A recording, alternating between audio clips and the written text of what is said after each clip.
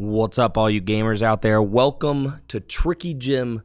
Thank you so much for being here. We've got another exciting day of Pokemon TCG action on the way with today's Gym Leader Challenge $3,000 tournament here at Full Grip Games, featuring the newest cards from the Pitch Black expansion. We're getting right into things with round number 2. I know you could probably hear that my voice is a little bit froggy, so I am going to try to keep things pretty chill today. And you can also see that I am joined by my very lovely co-caster, Psyduck. How you doing there, bud? Thanks for joining me.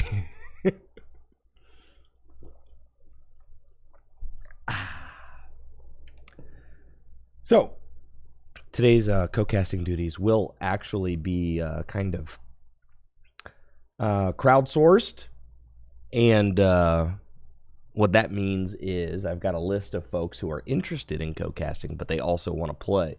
So it's going to be a first come, first serve type situation for any of my homies here who end up dropping earliest. They will get first dibs on co-casting. But as things, you know, as it do, the show must go on. Even if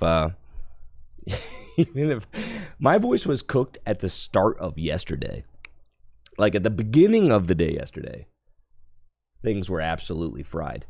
So coming into today, like, brother, oh brother, am I in for it today? Now, I thought about something I wanted to do was try to see if I couldn't get like the floor mic working so that I could like hear the table talk or whatever. Kind of let the table talk do some work, and then and then like also cast. But that is not something that I was able to figure out in like the 3 minutes that I gave myself to figure that out. So that'll be like for the next 3K. I think I want to do that.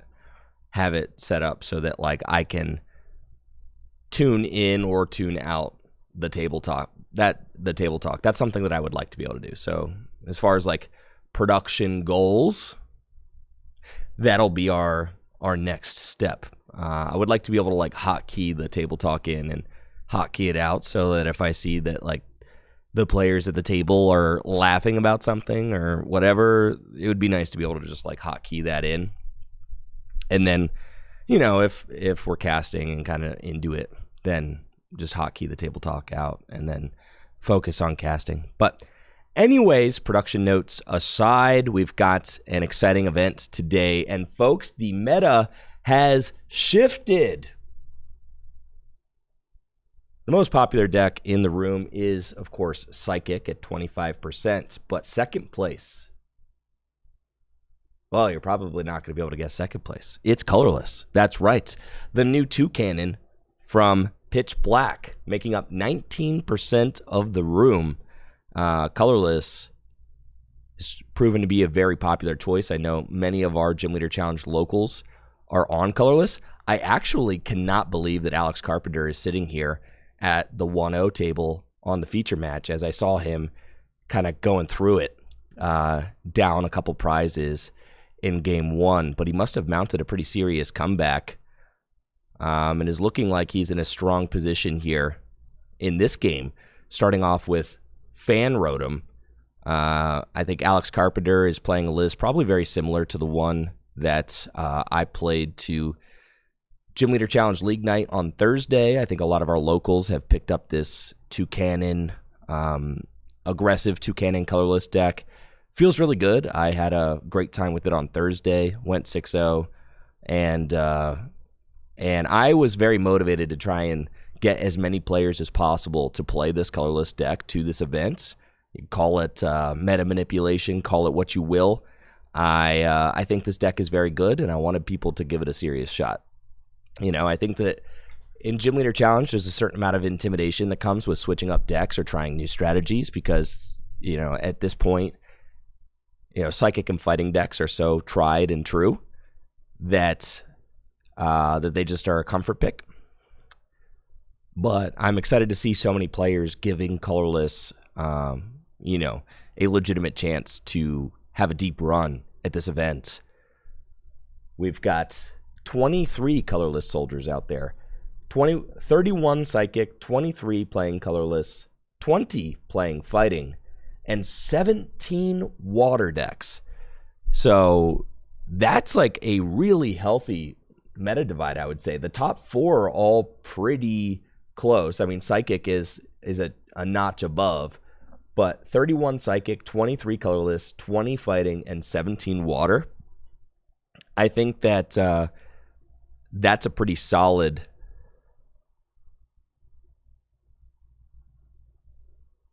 That is a pretty solid meta breakdown. Then beyond that, we've got 8 Dragon, 6 Darkness, 6 Grass, 4 Fire, 3 Metal, and 2 Lightning. I know that a lot of players are probably going to be trying to get their top trainer promos from Full Grip. Full Grip got a bunch of top trainer promos made for top finishers for today's event. One for each type, including Fairy. So if you are the top finisher for the tournament in with, like, you know, whatever type you're playing, then you earn the top trainer promo. So whichever one of the 2 Lightning players finishes, you know, furthest to the top gets the Lightning promo. Whoever of the 3 Metal players finishes the best gets the Metal promo. Whichever one of the 4 Fire players finishes the best gets the Fire promo. So that's a pretty cool idea. Big props to Natalie for putting that together. And it'll be something for players to chase. Obviously, the most coveted ones today will be that Psychic top trainer, Colorless top trainer, Fighting, and Water. I think that the Turbo Blaze team all showed up with a Milo Pump Water deck that they've been working on for a while. So that is making up a decent chunk of the metagame today. There are 120 players in today's event, and I am just so thrilled to be casting this tournament and to get to watch how the metagame unfolds. This match that we've got here should be a good one. Alex Carpenter versus William Brum. William Brum looks to be playing a Hydro Pump Water deck. Alex Carpenter playing the colorless deck with Toucannons. Got a strong start. Fan Rotom in the active spot. Decided to stay asleep because of Articuno's Chilling Sigh attack. So Alex would like to keep up the pressure, but we'll see if he is able to pivot out and get a new attack going. I mean, ideally, you would be chasing down that Snom this turn and knocking it out, but that's the power of Chilling Sigh with the Articuno. 50% chance of that Pokemon staying asleep. In order for Alex to switch, he would have to find Scoop Up Net or Guzma. So not a lot of hits that can get him there. And it looks like Alex Carpenter is playing Hilda. So Jet Energy could actually do it. I was not playing Hilda in my list on Thursday, but Hilda is certainly a card that makes sense in the deck as it gets an evolution Pokemon and a special energy out of the deck. And this deck plays nothing but special energy.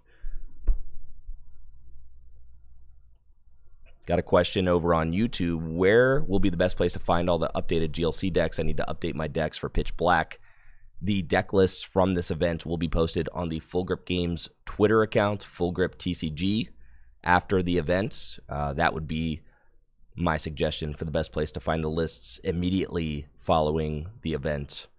And then I'm sure the Gym Leader Chat Lounge podcast will be doing an updated kind of review on how the event went. I know GLC TV usually does a review of how the event goes. Wow. So it's going to be...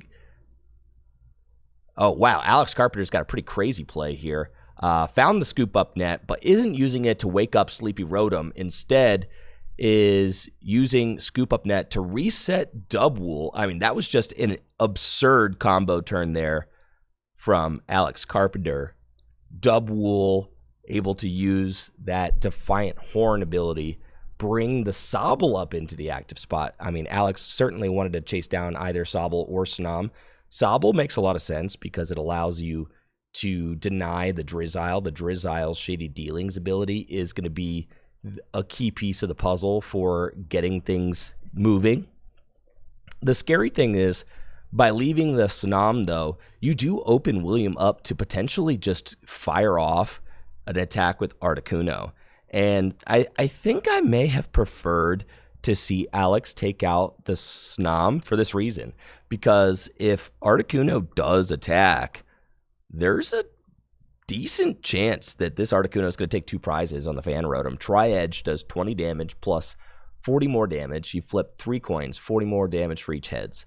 So if there's like a Muscle Band in the equation, then all you need to do is flip 1 heads to knock out the Fan Rotom with Tri-Edge, 1 out of 3, and take 2 prizes, which would put William in the lead. I do think Alex is very strong position, able to use the Jet Energy to fix the sleep situation, and Dubwool's Defiant Horn to bring up this Sobble, putting a wrench in William's plans. But now William has a chance to get a little lucky. We see him retreat into the Articuno. And here it goes, Tri-Edge. And Alex just barely hangs on. Wow. 1 heads, unlucky there for William.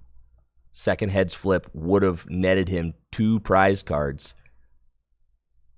And now Mr. Carpenter's got another Defiant Horn. This time to bring up the Frostmoth. And Artisan.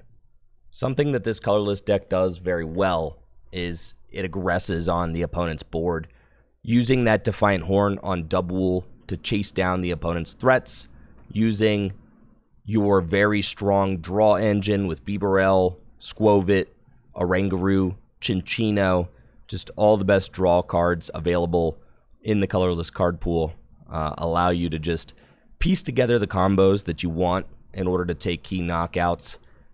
And this deck's very low to the ground. Every single attacker in this colorless deck attacks for 1 energy, which means that you don't need any energy acceleration. You've got Ignition and Triple Acceleration energy, can power up the Dubwool and the Greedent. You've got all the single colorless energies, can power up Fan Rotom, the Toucannon, Hops Cramorant, and you've got double turbo energy with Hops Choice Band, which can power up your Hops Snorlax. And right here, we're seeing a powerful combo, Cypher Maniac's Code Breaking, in combination with Bibarel and its Industrious Incisors ability is going to allow Alex to Lost Zone this Frostmoth, and that's going to be ugly for the Hydro Pump deck. This is the kind of combo that this deck does so well, piecing together the exact combination of cards that you want in order to kneecap the opponent's board. Fan Rotom able to Assault Landing for up over 100 damage with all the buffs that you have in this deck. Powerful colorless energy can get you to 90. Muscle Band can get you to 110. And we see that Muscle Band coming in clutch to push Assault Landing to 90 so that Alex can take that key knockout on the Frostmoth and send it back into the Lost Zone. This colorless deck is just an absolute menace. It kind of feels like the Hariyama Barbaracle deck in a way. It feels like Barbiyama in that you are just chasing down what your opponent is doing. Except, unlike Barbiyama, this deck is able to utilize the Lost Zone very effectively because you're not worried about any one piece getting sent to the Lost Zone. Now, a bit of an opening there for William. Bit of an opening there for William as he's able to finish off the Fan Rotom with Tri-Edge, guarantee the knockout without any flips, just dealing 20 damage, and take 2 prizes. But, funny enough, that also activates Alex Carpenter's Hops Cramorant. So now, Hops Cramorant is free to swing for 120 damage, take the knockout on this Articuno. Recycle Energy comes back to hand. And that Recycle Energy can just go right down on the Hops Cram.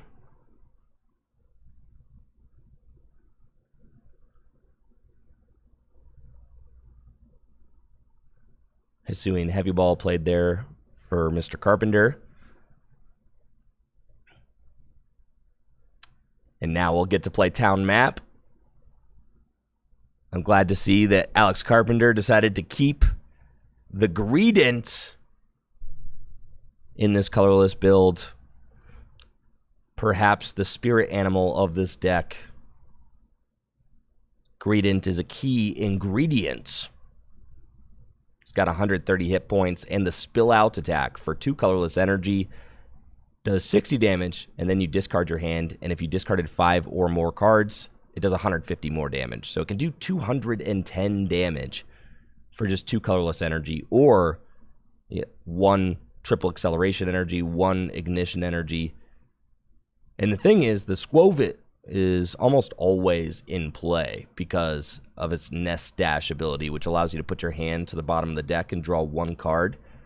Nest Dash allows you to perfectly cycle your deck and churn through by putting your hand to the bottom, and then you could refill your hand with either Bibarel and its Industrious Incisors, or Oranguru and its Instructability. And since since Squovit is almost always in play, Greedent becomes a great closer for this deck because you can just push the Squovit at the end of the game, evolve into Greedent, attach triple or ignition, and Spill Out for 210, which one-hit KOs almost everything in Gym Leader Challenge. When I say almost, we are looking across the board at a Wailord. Wailord, a very powerful Pokemon, iconic in Gym Leader Challenge. There are plenty of Wailord in the room today. Wailord has 240 hit points, a mountainous amount of hit points in Gym Leader Challenge for a Stage 1 Pokemon. I mean, most Stage 2 Pokemon don't even have 200 HP. Wailord is a Stage 1 with 240 hit points. And it can do 210 damage for 4 water energy with Hydro Pump. And at this point, William is just 1 energy attachment away from attacking with Hydro Pump. The scary thing for William will be that Toucannon actually threatens Wailord.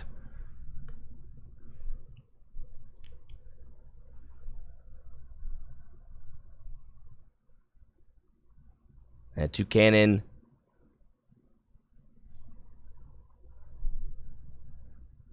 all right, looks like Alex trying to get ahead of this, understanding that maybe you won't be able to knock out the Wailord, because William looks like he's not benching any more Pokemon right now, which means that Toucannon's damage output is a little bit nerfed, right?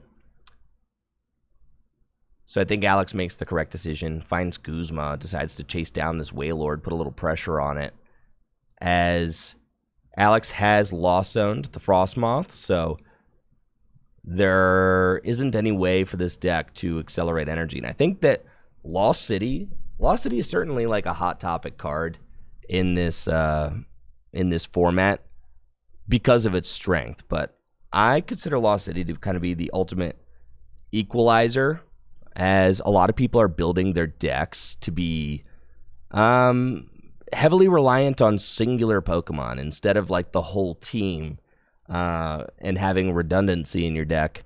A lot of players are kind of maybe only playing Frostmoth, right? And not playing Baxcalibur or something like that. Or maybe they are only playing Zebstrika and not playing another support Pokemon to help them draw cards. Or maybe they're only playing Bibarel and not playing Chinchino, right? So Lost City really punishes the lack of redundancy in lists. If people are only playing singular aces, then you can Lost Zone, put something away for good, and make it so that the opponent can't rely on all of the various recovery cards that exist in Gym Leader Challenge to just recur the same Pokemon over and over and over again.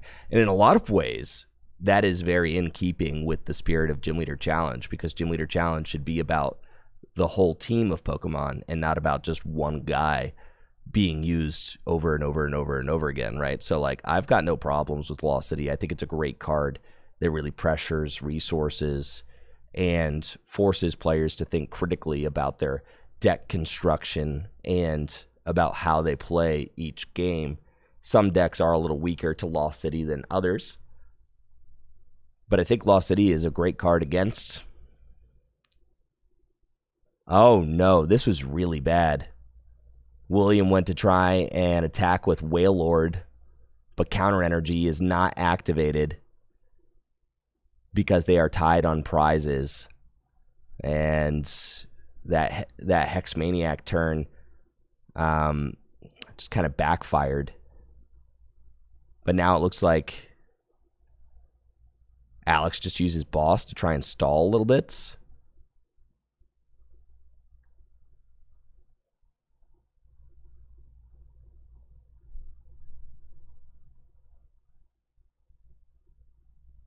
And now William's going to play Arazu. William's still very much in this game. Got a damaged Wailord, but Arazu can get Drizzile and Octillery. Give him some options to draw and select cards out of the deck that he needs. And William could take the lead. I don't know exactly what William has in the list. I guess I could take a look, though. They do have a breakdown of everybody's deck. Looks like William is playing Raihan. So Raihan could allow William to whip up an attack with Inteleon, potentially, if the Wailord goes down. That's an out. Aqua Patch, also a card that is being featured in William's deck. So certainly still some options for William to accelerate energy, even without the Frostmoth, which has been put into the Lost Zone. A close game indeed. Alex has not been able to launch a meaningful attack since the Cramrotom, it's Cramorant and Fanrotom combo that's Cramrotom. Since the Cramorant went down.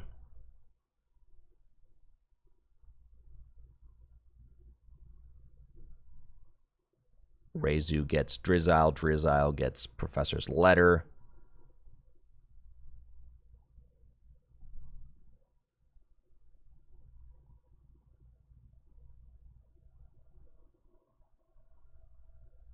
Looks like it's going to be an attachment to Remoraid. It's kind of a weird situation. Needs to get an energy attachment to Wailord and needs to move the Remoraid out of the active spots. And you can tell it's kind of trying to figure out how to piece all that together. I feel like, yeah, and this feels wrong. I mean, just like attached to Remoraid swing. I guess there's a route where, okay, I mean, here you go. Alex Carpenter actually going to use the Hop's Choice Band on the Double to take a knockout. With gift energy on the Double means that Alex will be able to fill his hand to 7 after that Double gets knocked out also. And that's like the really interesting thing about Double is that its headbutt attack only does 80 damage. But it's a very valid and useful attack in this deck. With the buffs available to you, you can boost that 80 damage all the way up to like 140 and higher.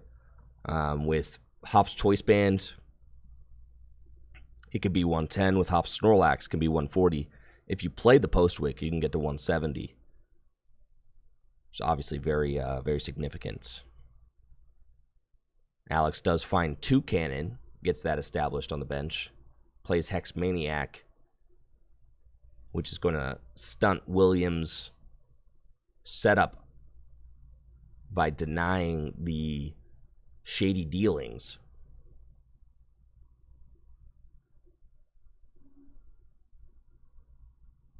I feel like Alex is in a pretty good spot now. Damaged Wailord. Minimal energy acceleration options for William. But William does still have options. Like I said, Raihan, Aqua Patch. Next turn, we'll get to use Raihan potentially. Looks like William's playing Gladion. Has Aqua Patch in hand. And this is an interesting card that we don't see all the time. Walking Wake. Walking Wake. It's got an attack. Undulating Slice.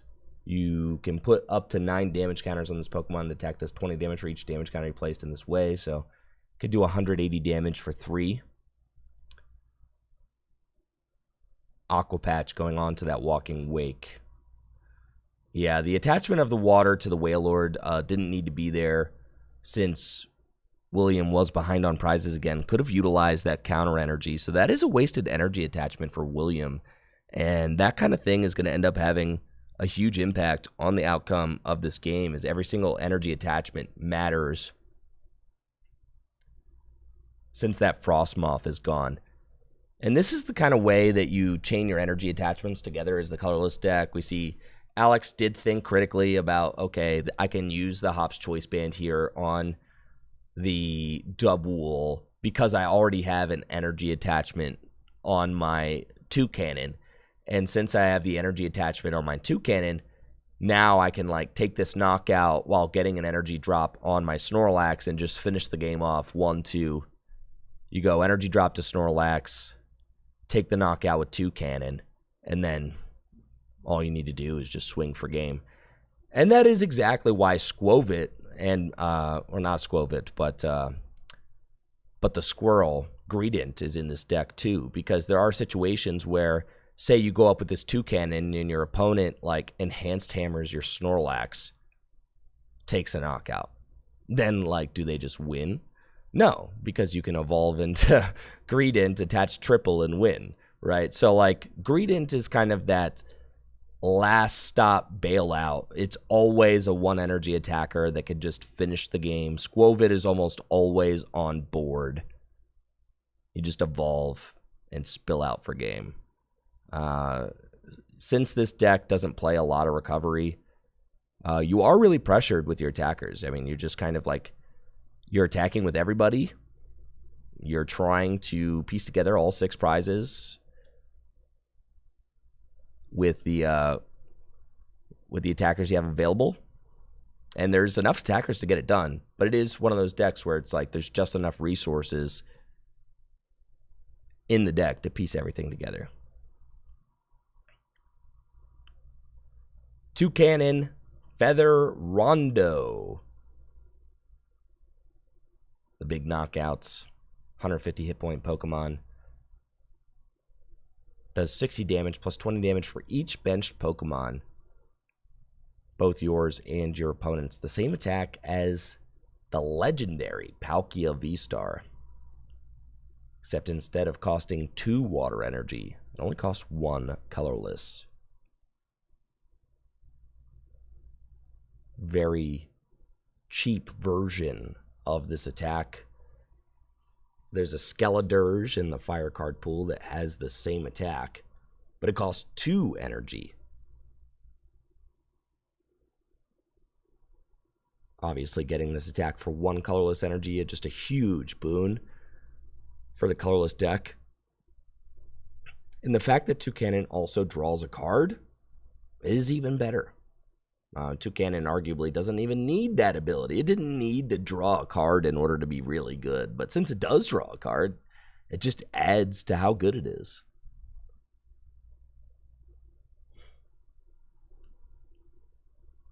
Just Lily's Determination for William, as this game looks like it is going to wind down to a close. Not enough disruption being played to limit Alex's options, but Alex also has a Bibarel. So, like, even if you disrupt the hand, I mean, Incisors will fill to 5. And there's knockout on board. 2, 4, 6, 8, 10, 12, plus 60, plus 20. It's 200 damage, just like that. And that's just the power of Toucannon. You would think that a Whalmer or a Wishy-Washy with 180 hit points might be too difficult to knock out. Not the case. Toucannon's Feather Rondo makes quick work of it. Mr. Alex Carpenter will advance to 2-0 here at the Gym Leader Challenge. Pitch Black $3,000 tournament. Big props to Alex for the win there. That was an exciting one.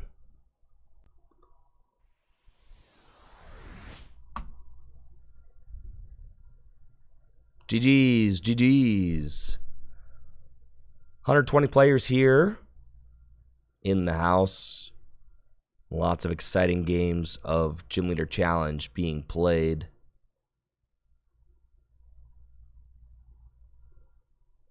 And I got some folks playing Gym Leader Challenge who maybe haven't played Gym Leader Challenge before. We got Manderson here. We saw on stream yesterday during the standard event playing against Carl Shoy. Carl is a longtime Pokemon TCG player from Northeast Ohio. He's actually a regional champion. He was one of the best players in the area when I was first getting into the game back in 2012. Carl had been playing the game for a while before that. Friends with Chris Fulop and Kevin Baxter. Just a long-time Pokemon TCG player from the area. Cool to see him back playing some Gym Leader Challenge. We've also got Winter Bloom, who's our 3K winner a couple sets ago.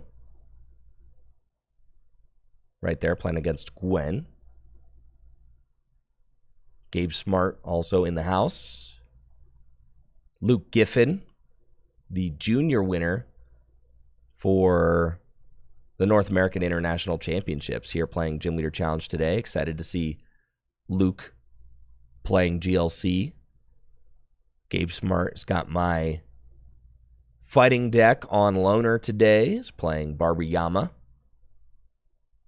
And I had heard that he won round 1, so having a good time with the deck. We also have yesterday's winner in the house. Yesterday's standard Pitch Black 3K winner. Chris Ghouls is here. One of the Turbo Blazers, also donning our YouTube thumbnail as well. All right, let's take a look at this meta breakdown, Psyduck, and see what we got going on. Head on over to the meta breakdown. Let's see, can you zoom in on? Oh yeah. Let's check this out.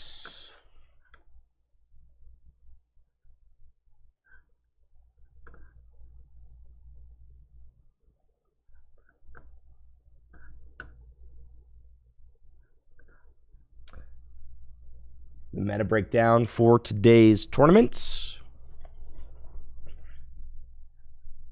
120 players in the house competing for a piece of the grand prize of $1,000, $3,000 cash up for grabs. During today's events, our 6K Pitch Black weekend, 31 psychic decks, 23 colorless decks. Colorless getting a huge bump in play. Mostly because of the new Toucannon, I have to imagine. 20 fighting decks, so colorless and fighting, neck and neck. Water, also very well represented with 17. And then a nice even splits of dragon, darkness, and grass with 8 dragon, 6 darkness, and 6 grass. And then 4 brave fire players, 3 metal, and 2 lightning. Could be a good day for lightning, as fighting is a little bit less prevalent than it has been previously. However, I feel like a lot of the psychic decks just still are playing Mr. Mime, Bench Barrier, all that. So, Bench Barrier always tough for the spread lightning decks, but a very exciting meta breakdown for sure. I am really encouraged by the huge boost in play from colorless. Just shows how much a single set can really impact the metagame in Gym Leader Challenge, and in this case, how much a single card can impact a deck's playability in Gym Leader Challenge, since really is just all about the Toucannon. The Toucannon is that key ingredient for the colorless builds now, which helped get them over the edge of where they were. There were a lot of players who were actually playing colorless throughout the season at Full Grip Games. We head over to morsemakes.com. Thank you, General Bong, for the 100 bits there over on Twitch. Appreciate you, General Bong. Thanks. Yeah, if we take a look at the GLC badge board, Mr. Alex Carpenter, who we just saw play on stream, still in first place. If you're curious about what it is that I am looking at here, this is the badge board for the Full Grip Games Gym Leader Challenge season. And what that is our Gym Leader Challenge League, which we host at Full Grip Games every single week. You can read about how to run a Gym Leader Challenge League on gymleaderchallenge.com. All the rules, how to play Gym Leader Challenge, also on gymleaderchallenge.com. It's a very simple format, though, if you're just getting your feet wet with it. Your deck can only contain one type of Pokemon. Only one of each card with the same name is allowed in your deck, except for basic energy. So it's a singleton format. It is a mono-type format, so you have to pick a certain type of Pokemon, like a gym leader might, and specialize in that type of Pokemon. Rulebox cards are not allowed. So no EXs, GXs, V-Stars, VMAXs, Radiants, anything like that have a rule box on them. A-Spec cards are not allowed. And then the legal card pool is from Black and White onward. The Gym Leader Challenge Championship Series League is a lot of fun. What we do here at Full Grip Games is throughout the year, players compete every Thursday. There are 52 weeks in a year, so that's 52 opportunities to win one of our Gym Leader Challenge League nights. And then every time a player wins with a specific type of deck, they earn a badge for that type, and it goes on to their league card, as you see we have examples of right here. Your goal for the league card is to try and collect as many different types of badges as possible. You cannot earn duplicate badges in a season. So if you win 1 week with water, and then you win the next week with water, you don't get 2 water badges. You can only earn 1 water badge each season. And the season here at Full Grip Games starts and ends at the end of July. So we are coming up to the very end of our 2026 Gym Leader Challenge season, our 3rd season that we have hosted here at Full Grip Games. It's a lot of fun. We have about 20 to 30 players show up every week to participate in Gym Leader Challenge League, and Mr. Ben Morse over at morsemakes.com is nice enough to be our bookkeeper for the GLC League. Has got all of the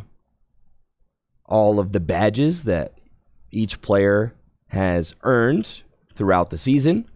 Gives us an easy way to keep track of the badge race to see who will become the 2026 GLC League champion. Alex Carpenter, who we just saw on stream, is Full Grip's 2024 and 2025 league champion, and is now still in the lead by 1 badge to become the 2026 GLC League champion.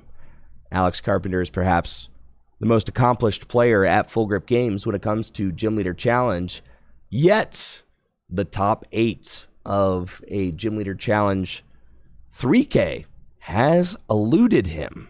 He has not been able to convert when the lights are shining the brightest at our release weekend 3Ks, and the cash prizes are the juiciest. So I know Alex Carpenter really going to be looking to get a standout finish today. That is something he certainly wants to add to his resume. I know a lot of our local players are very hungry, but there are lots of players who have traveled from all over the world to be here for this Pitch Black $3,000 Gym Leader Challenge tournament. There are players from Florida, Montreal, Michigan, Buffalo, Indiana, Erie, Pennsylvania, Kentucky, and much more. West Virginia. All over. People have flown out, drove to play in the largest stakes Gym Leader Challenge tournament anywhere in the world. Very excited to be a part of this community and to get to witness some fantastic games of Pokemon today. I will be joined here in the casting booth by whichever one of my friends ends up dropping earliest today. I'm kind of giving players an opportunity to maybe get a chance to commentate. Players who maybe have always wanted to try commentating for a round or two, but haven't had the opportunity to do so.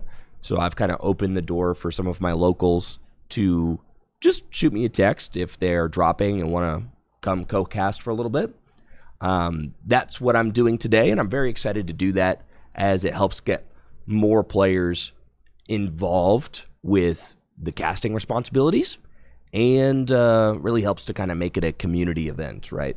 So that's what I'm doing today, and so it means I'm starting off the day solo dolo, but that's okay, because the hardest part of the day is not the beginning. This is when the caffeine is still hitting, and I am still feeling fantastic, except for my voice, which is going. But otherwise, the latter half of the day, that's the part of the day that I'll need the most help, and that's part of the day where I'll have the most volunteers to come help me. So, again, today's tournament is hosted by Full Grip Games, the best place to buy Pokemon trading card game singles and sealed products. FullGripGames.com, your one-stop shop for all things Pokemon TCG. Shop it at FullGripGames.com. Directly supports the content I create here on Tricky Gym. Full Grip is also always buying and selling Pokemon cards. If you want to sell cards from your Pokemon collection, bulk or singles, to the shop, you can fill out a buy list on FullGripGames.com. Send your cards in, and then you'll get your cash or store credits delivered directly to you. You could do check, PayPal, or store credits. And then, of course, DragonShield.com, the best place for sleeves and accessories. Shopping at DragonShield.com directly supports the content that I create here on Tricky Gym. Huge thank you to Dragon Shield for being a continued sponsor of the channel. You can use code TrickyGym at checkout on DragonShield.com for 5% off your order. I'll be right back with round number 3. And after round 3, I'll make some predictions on what I think is going to make top 8. We'll be right back. This tournament is sponsored by Dragon Shield. Dragon Shield makes the highest quality sleeves and accessories for your favorite tabletop games, like the Pokemon TCG. Dragon Shield sleeves are super durable, making them perfect for tournament play and collecting. They also come in a huge variety of colors, so there's always a great choice to match your deck. You can even turn your favorite photograph or design into a custom box of Dragon Shield sleeves using the Sleeve Crafter on DragonShield.com. Head over to DragonShield.com and place an order for your favorite sleeves today.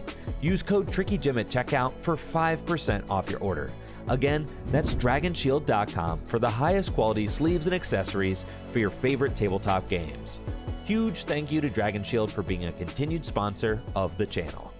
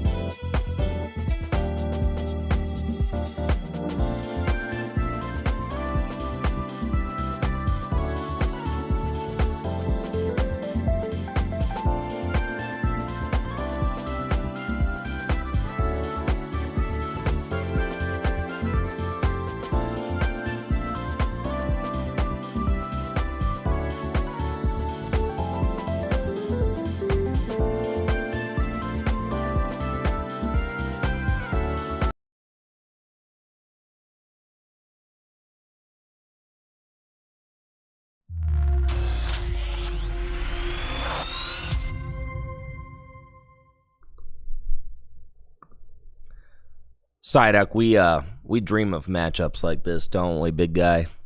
Man, a finals rematch from the Chaos Rising Gym Leader Challenge 3K. It was a psychic mirror in the finals with Brooke English on the right, playing a Deoxys variant of Psychic, the new Deoxys from Chaos Rising, against Wyatt York with Natu Blindside. We're going to get to watch these two players rematch.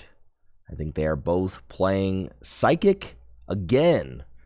So, a rematch of the Chaos Rising 3K, which happened just a couple of months ago. I am thrilled to have this as our round 3 matchup today. What a treat.